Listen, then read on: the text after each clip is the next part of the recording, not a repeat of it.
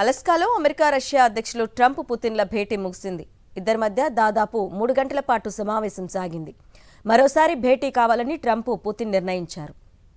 Moscow రావాలని ట్రంప్ను ఆహ్వానించారు Putin.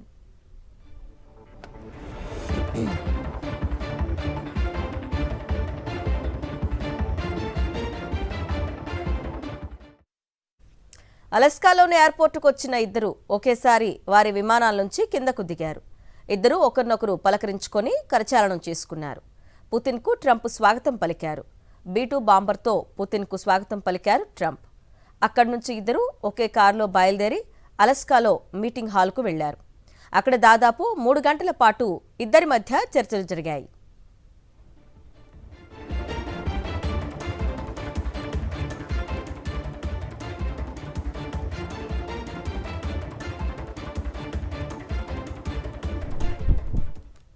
చర్చలు ముగిసిన తర్వాత ఇద్దరు వివరాలు వెల్లడించారు.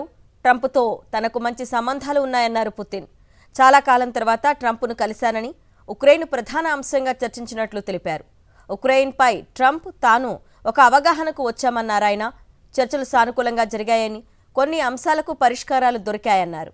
చర్చల పురోగతిని దెబ్బతీయొద్దని EUకి వార్నింగ్ ఇచ్చారు పుతిన్.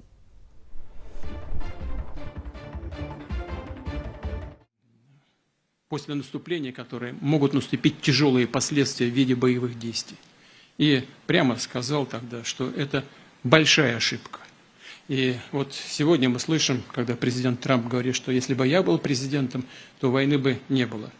Я думаю, что так бы на самом деле и случилось. Я подтверждаю это, потому что в целом у нас с президентом Трампом наладился очень хороший деловой и доверительный контакт.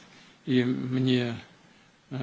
у меня есть все основания полагать, что, двигаясь по этому пути, мы можем дойти и чем быстрее, тем лучше, до завершения конфликта на Украине. Благодарю вас за внимание.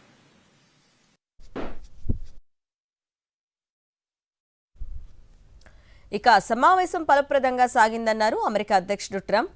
ఈ భేటీలో చాలా అంశాలు చర్చించామన్నారు. కొన్ని అంశాలు మాత్రమే పరిష్కారం కాలేదన్నారు. ఉక్రెయిన్ అధ్యక్షుడు జెలెన్స్కీ EUతో త్వరలో చర్చిస్తారని తెలిపారు Trump. Well, thank you very much, Mr. President. That was very profound, and I will say that I believe we had a very productive meeting. There were many points that we agreed on, most of them, I would say, a couple of big ones that we haven't quite gotten there, but we've made some headway. So there's no deal until there's a deal. I will call up NATO in a little while. I will call up the various people that I think are appropriate, and I'll, of course, call up President Zelensky and tell him about today's meeting. It's ultimately up to them. They're going to have to agree with what Marco and Steve and some of the great people from the Trump administration who've come here, Scott and John Ratcliffe. Thank you very much.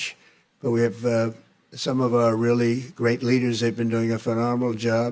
We also have some tremendous Russian business representatives here. And I think, everybody wants to deal with us. We've become the hottest country anywhere in the world in a very short period of time. And we look forward to that. We look forward to dealing. We're going to try and get this over with.